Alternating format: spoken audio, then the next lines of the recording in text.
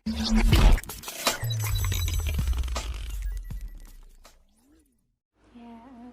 Assalamualaikum warahmatullahi wabarakatuh. Nama saya Dina Rosa Amelia, NIM 0418102555. Saya dari Prodi Manajemen kelas 4G Universitas Islam Lamongan. Di sini saya mau menjelaskan sedikit bersama teman-teman saya tentang ketentuan dan tata cara perpajakan. Di dalam ketentuan dan tata cara perpajakan ada beberapa poin. Yang poin pertama adalah dasar hukum.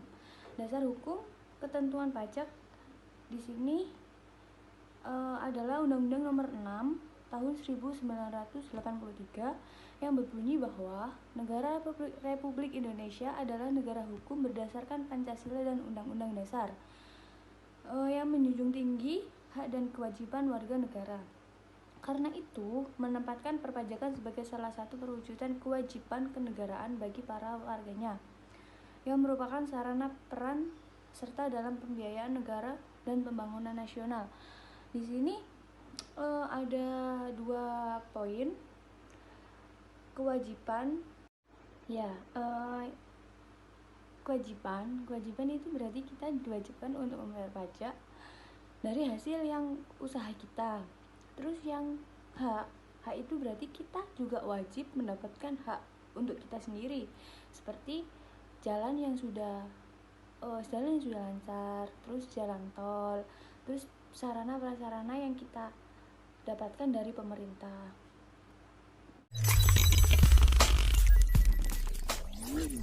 Oke, kita masuk ke poin kedua. Poin kedua adalah pengertian dalam ketentuan umum dan tata cara perpajakan. Yang pertama adalah pajak. Pajak sendiri di sini adalah kontribusi wajib kepada negara yang terutang oleh orang pribadi atau badan yang bersifat memaksa berdasarkan undang-undang dengan tidak mendapatkan imbalan secara langsung dan digunakan sebesar-besarnya untuk keperluan negara bagi kemakmuran rakyat. Nah, tadi kan sudah disinggung sedikit ya. Pajak di sini itu kontribusi wajib bagi kita. Nah, terus kita juga mendapatkan ini tadi digunakan sebesar-besarnya untuk keperluan negara dan kemakmuran rakyat, seperti tadi contohnya tadi jalan tol yang sudah layak digunakan. Yang kedua adalah wajib pajak. Wajib pajak adalah orang pribadi atau badan yang mempunyai hak dan kewajiban perpajakan. Yang ketiga adalah badan. Badan adalah sekumpulan orang dan atau modal yang merupakan kesatuan baik yang melakukan usaha termasuk kontrak, investasi, kolektif dan badan dan bentuk usaha tetap. Yang keempat adalah pengusaha. Pengusaha adalah orang pribadi atau badan dalam bentuk apapun yang dalam kegiatan usaha atau pekerjaannya menghasilkan barang, mengimpor, mengekspor barang, melakukan usaha perdagangan dan lain-lain.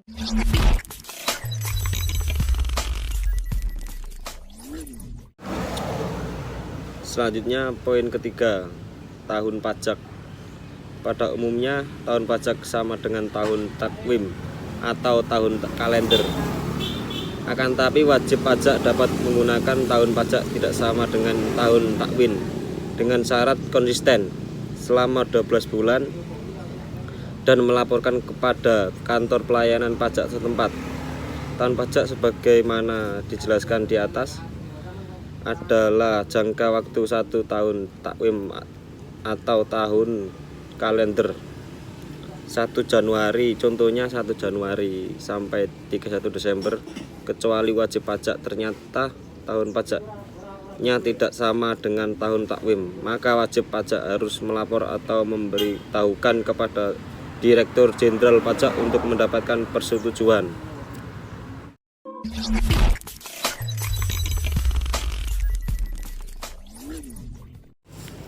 Selanjutnya poin keempat, nomor pokok wajib pajak atau biasa disingkat NPWP. 1. Pengertian NPWP. Nomor pokok wajib pajak adalah nomor yang diberikan kepada wajib pajak sebagai sarana dalam administrasi perpajakan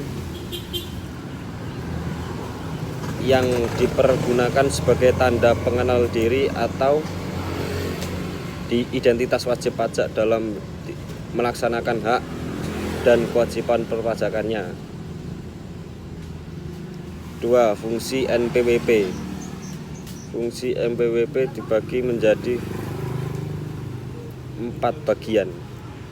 1. Sebagai tanda pengenal identitas wajib pajak karena setiap wajib pajak ditertibkan 1 NPWP. 2. Sebagai sarana korespondensi antara fiskus dengan wajib pajak.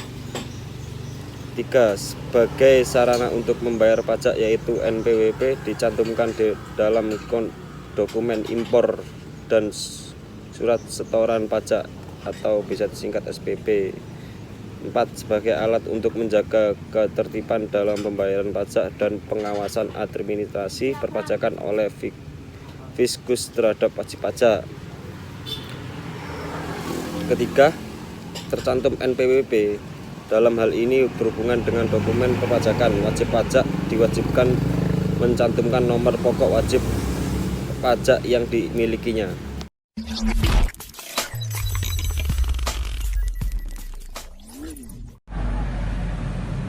Pengukuhan pengusaha kena pajak PPKP. Pengusaha adalah orang pribadi atau badan dalam bentuk apapun yang dalam bentuk usaha menghasilkan barang, mengimpor barang, mengekspor barang, melakukan usaha perdagangan. Pengusaha kena pajak. Pengusaha kena pajak adalah pengusaha yang melakukan penyerahan barang kena pajak dan penyerahan jasa kena pajak yang dikenal pajak berdasarkan Undang-Undang Pajak Pertambahan Nilai 1984 dan pengubahannya. Pengusahaan kecil sebagaimana dimaksud dalam Undang-Undang Pajak Pertambahan Nilai 1984 yaitu 1. Memilih sebagai usaha kena pajak.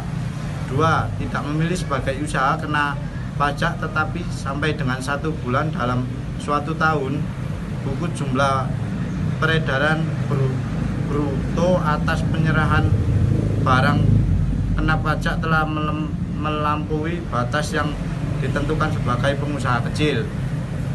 Fungsi pengukuhan PKP sebagai identitas PKP yang bersangkutan.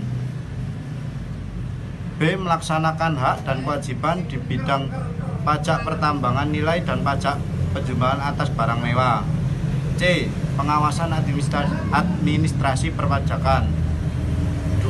Tempat pengukuhan PKP bagi wajib pajak sebagaimana yang memenuhi syarat sebagai PKP wajib melaporkan usaha ke kantor pelayanan pajak yang wilayah kerjanya meliputi tempat kegiatan usaha wajib pajak atau ke kantor pelayanan perundang-undangan perpajakan dalam hal tempat tinggal berada dalam 2 wilayah tempat kerja kantor pelayanan pajak.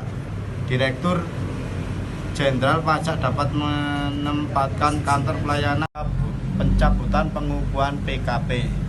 Pencabutan pengukuhan pengusaha kena pajak dapat dilakukan dalam hal 1. Pengusaha kena pajak pindah alamat ke wilayah kerja kantor pelayanan pajak lain.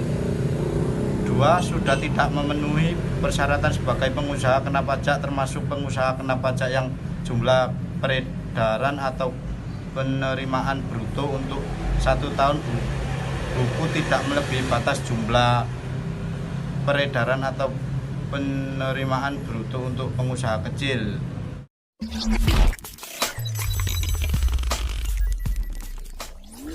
Selanjutnya saya akan menjelaskan tentang SPT, SSP, SKP, SKPKB, SKPKBT, SKPLB, SKPN, dan STP. 1. SPT, yaitu surat pemberitahuan, adalah surat yang oleh wajib pajak digunakan untuk melaporkan atau pembayaran pajak, objek pajak atau bukan objek pajak, atau harta dan kewajiban sesuai dengan ketentuan peraturan perundang-undangan perpajakan. Fungsi SPT sebagai wajib pajak. pajak penghasilan adalah sebagai sarana untuk melaporkan dan mempertanggungjawabkan perhitungan jumlah pajak yang sebenarnya terutang dan untuk melaporkan terutang. Yaitu 1. Pembayaran atau pelunasan pajak yang telah dilaksanakan sendiri melalui pemotongan atau pemungutan pihak lain dalam 1 tahun pajak. 2. Penghasilan yang merupakan objek pajak atau bukan objek pajak. 3. Harta dan kewajiban. 4. Pembayaran dari pemotongan atau pemungutan pajak orang pribadi atau badan lain dalam satu masa pajak sesuai dengan ketentuan peraturan perundang-undangan perpajakan. 2. SSP, yaitu surat setoran pajak dan pembayaran pajak.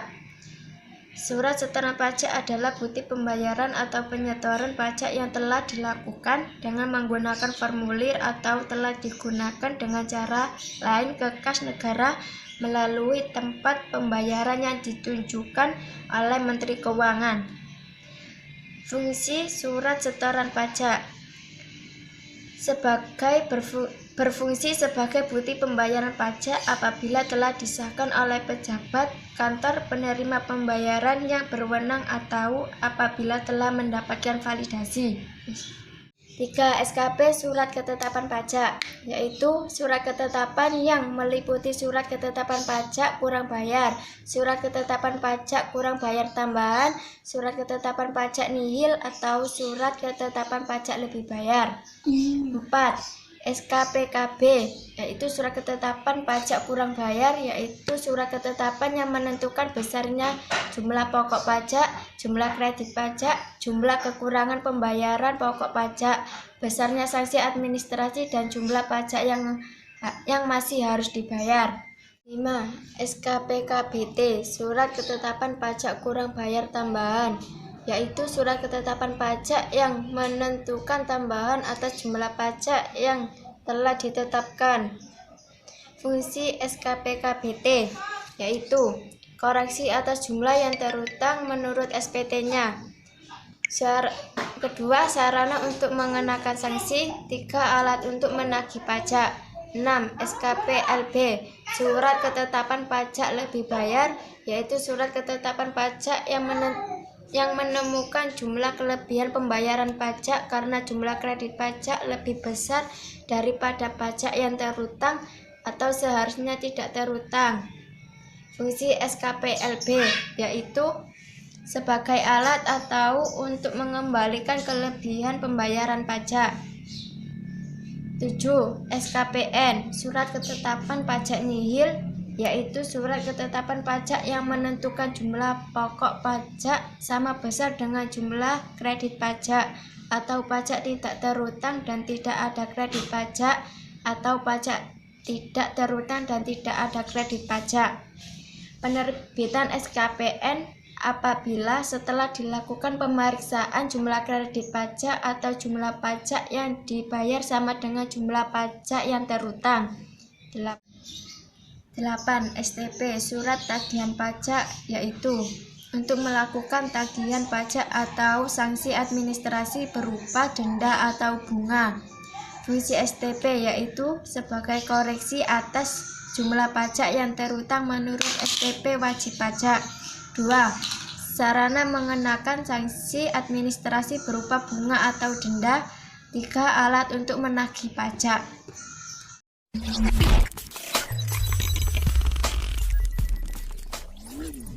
Sanksi perpajakan.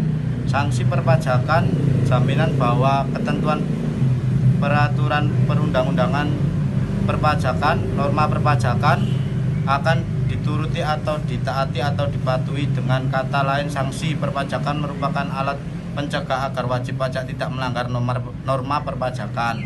Dalam undang-undang perpajakan dikenal dua macam sanksi, yaitu sanksi administrasi dan sanksi pidana. Ancaman terhadap pelanggaran suatu norma perpajakan ada yang diancam dengan sanksi administrasi saja, ada yang diancam dengan sanksi pidana saja. Merupakan jenis sanksi terberat dalam dunia perpajakan. Biasanya sanksi pidana dikenai bila wajib pajak melakukan penggelaran berat yang menimbulkan kegiatan pada pendapat pendapatan negara dan lingkungan lebih dari 1 kali. Dalam Undang-Undang KUP terdapat pasal 39 ayat I yang memuat sanksi pidana bagi orang yang tidak menyetorkan pajak yang telah dipotong atau dipungut. Sanksi tersebut adalah pidana penjara paling singkat 6 bulan dan paling lama 6 tahun, serta denda minimal 2 kali,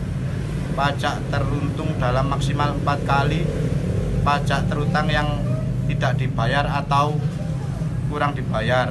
Contoh kasus untuk sanksi ini adalah pengusaha yang menerbitkan faktur pajak dan memungut PPN namun